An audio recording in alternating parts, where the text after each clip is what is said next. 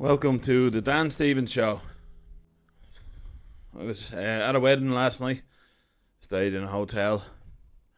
It doesn't make the hangover any easier though, but um,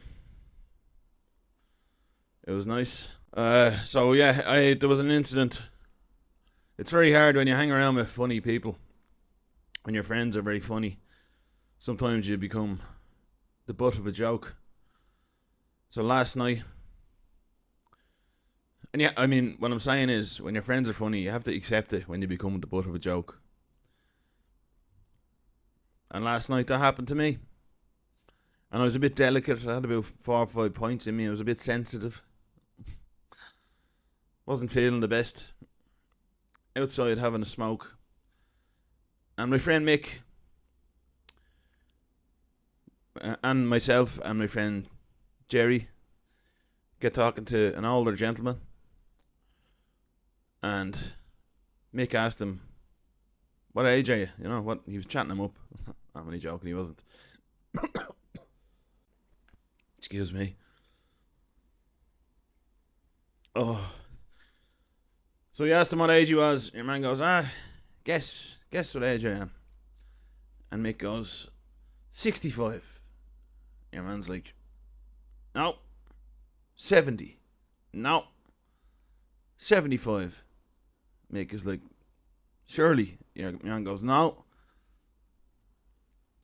Go again. Mick is like, three of us are standing there talking to him, and he's like, 83.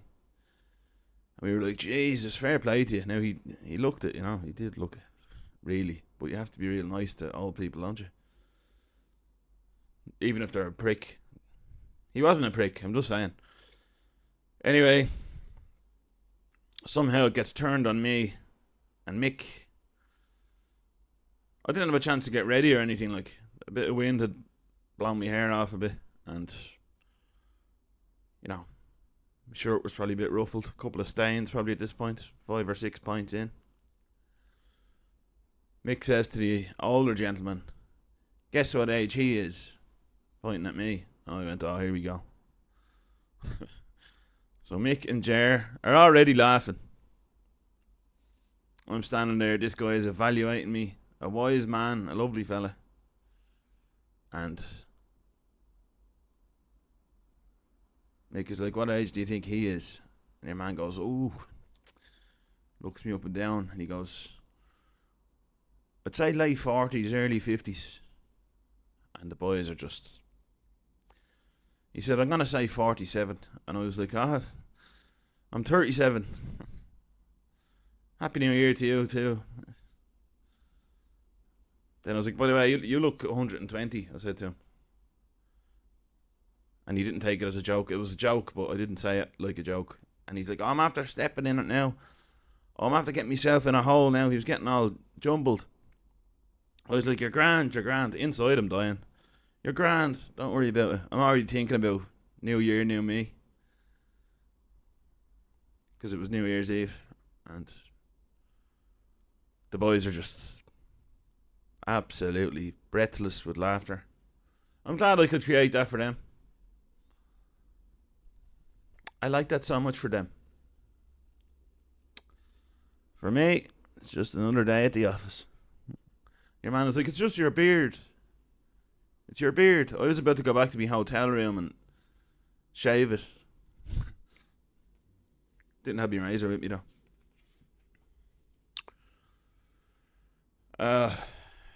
I did end up going back to the hotel room for a little break. I just felt totally like, if you can imagine, you probably know what an Irish wedding is like. It's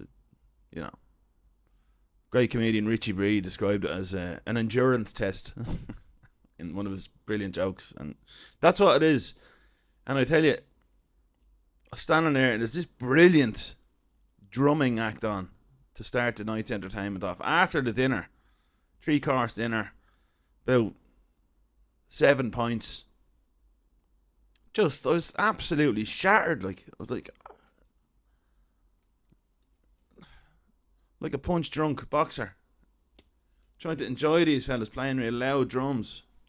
I was like, oh Jesus. That's what gonna be what my head is like in the morning. I couldn't enjoy it, and people are dancing. I was looking at it. There was a divide of introverts and extroverts. I think the ones up dancing and enjoying and all are obviously the extroverts, and then the other people sitting at the back pretending to kind of dance a bit, kind of, just because people look at you, don't they, to check if you're dancing. I was just like, I couldn't hide it anymore. I was too tired. But it was New Year's Eve, so it was midnight. You have to stay up till midnight, don't you? And it's a wedding. I didn't want to be a spoil sport. But anyway, eventually I snuck out, back to my hotel room for about an hour, trying to G myself up, looking in the mirror, thinking about looking 50, 47, whatever. Just beaten.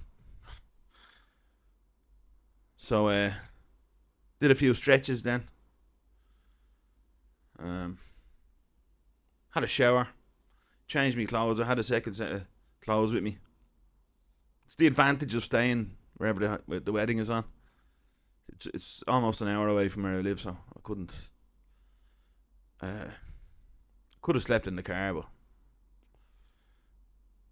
easily actually. I don't mind sleeping in my car. I have a bed in the back of it, Nissan Serena, 7-seater.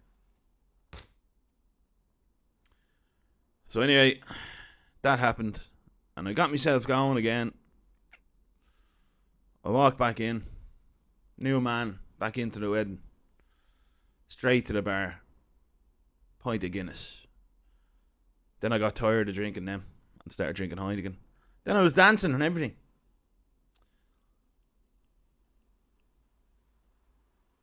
End of the night then, towards the end of the night.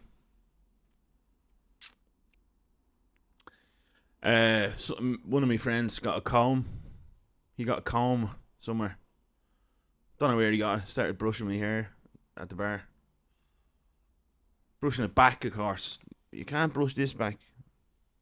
Don't be brushing. Bad enough as it is. And then the bar staff are laughing at me. And he's like, pick a style, I'll put a style on him. My mate was like, pick a hairstyle, to the girl behind the bar.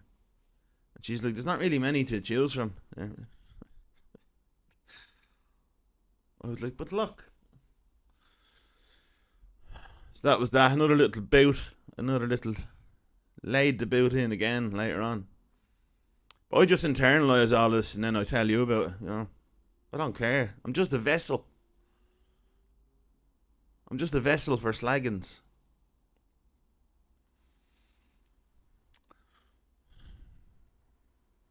Food was lovely anyway. Great night. My two friends, Al and Rachel. It's mad looking at... I haven't sat close to people doing wedding speeches since I started doing stand-up. My friend Gar was MCing it. He's a good MC. He's a DJ, you see, so he was kind of like... And now, But very hard for regular people to do public speaking. Hard to watch as well. Like, there was zero emotion in me. They were getting very emotional, but I didn't feel any of it. Even in the church when they're walking up and the music is on, I just want to laugh. And that goes for anyone. It's not laughing at them. It's just funny. I don't know. I don't go, the little girl throwing the rose petals. I'm just like, I'm sorry, but just how I feel. I don't feel anything for it. Just waiting for the next joke the whole time.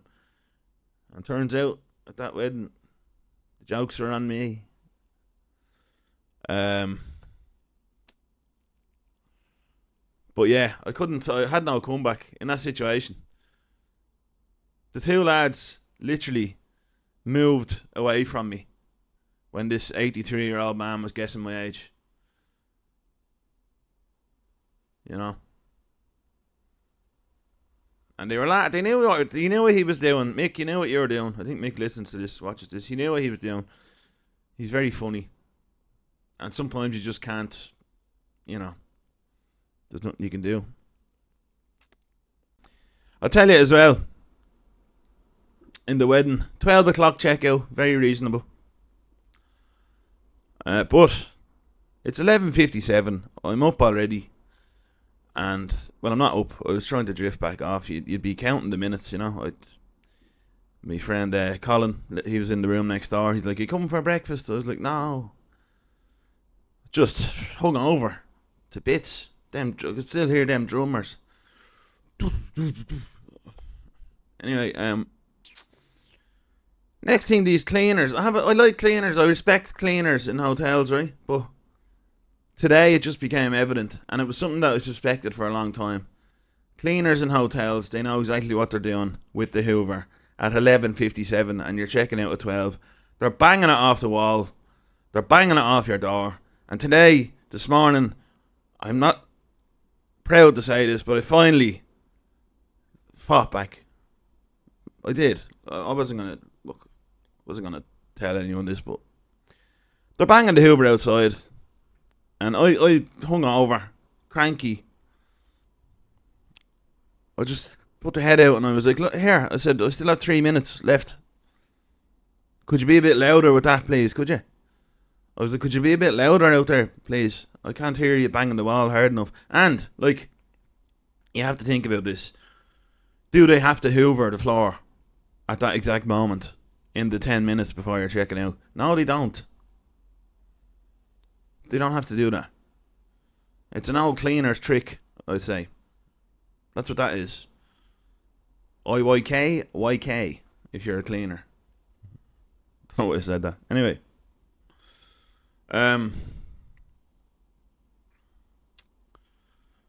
New dressing gown. Won't say where I got it. Won't say where I bought it. But yeah, the cleaners, they know. They know what they're doing. And I think it actually did wake me up. So it did it served its purpose. Them banging the Hoover off everything. The only bleeding banging that was going on in that room anyway. Them banging the Hoover off the door.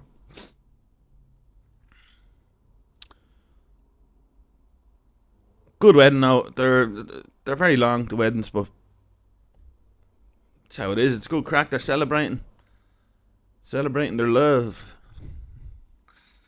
Do you know what? I was actually thinking as well. I'd love to get married one day, because all the nice shit that everyone says about you.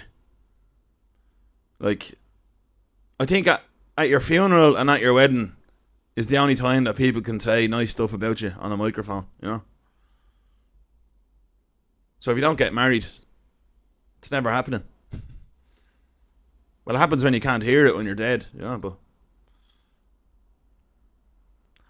it's a shame, really.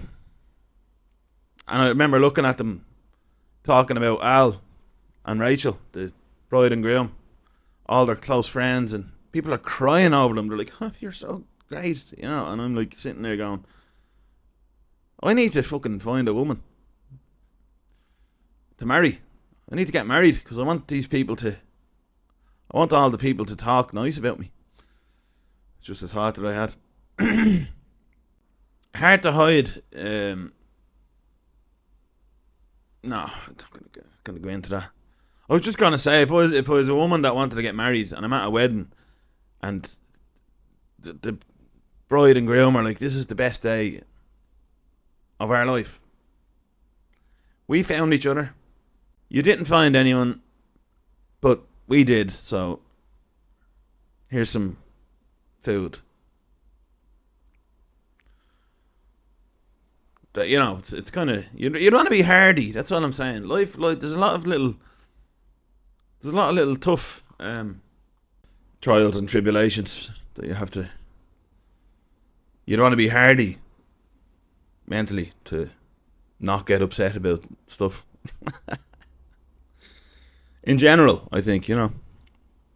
So there's a couple of other things I wanted to talk about. We had a couple of messages. A couple of messages came in from the reel that I shared on Instagram about funny insults. So thank you to the people who sent them in. I'm gonna give you a shout out now. Okay, this is from Mike McDonough, username Mechanical Mad Hog on Instagram.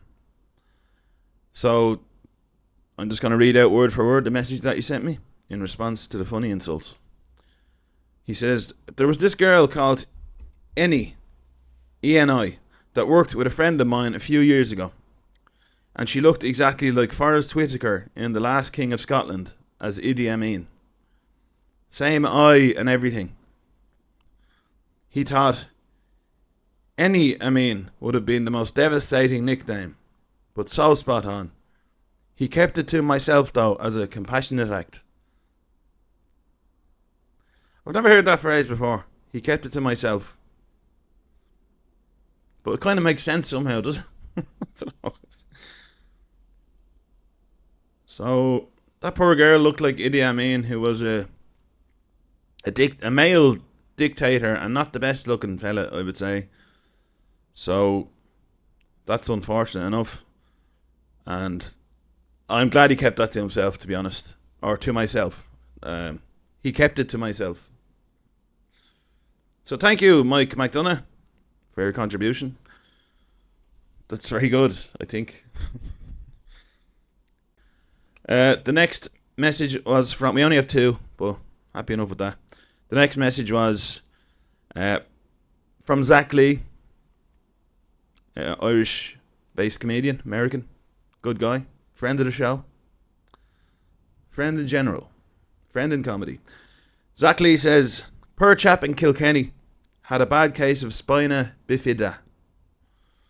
Caused his walk to be super erratic. He was known as Sniper's worst nightmare. Oh, that's a good insult. I wonder, did they keep that to themselves, or did they? You couldn't call him that to his face, could you?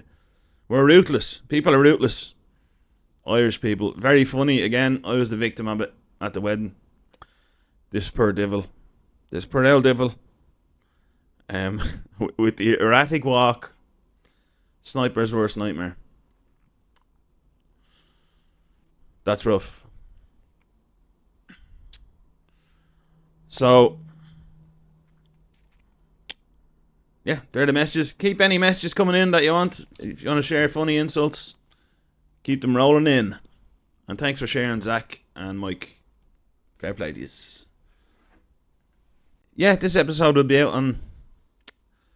it's every Tuesday and Friday morning now, for anyone who's wondering. Episodes come out. I just put them out early in the morning so people can catch them on their way into work. Or on their way home, whatever. It's the 1st of January today, New Year's Day. And I just want to say Happy New Year to everybody. Good times ahead. Keep yourself strong. Try to keep yourself strong. As I say, life has its trials and tribulations. There's a lot of those hard moments day to day in life. Yeah, hopefully this year will be a good year for the podcast as well. I'll keep going. 2 episodes a week. Spotify, YouTube, Apple. We have Spotify video as well, just in case you didn't know that. We have it on YouTube, Apple, and all the rest of them. If you're listening or watching on YouTube, please subscribe. I'll give you a shout out as well. And I'll write a little poem with your name in it. How about that? Also, if you're listening on Spotify or watching on Spotify, please give 5 stars. It helps with the algorithm. Please like, follow, all that stuff, whatever you can. That would be great if you could do that.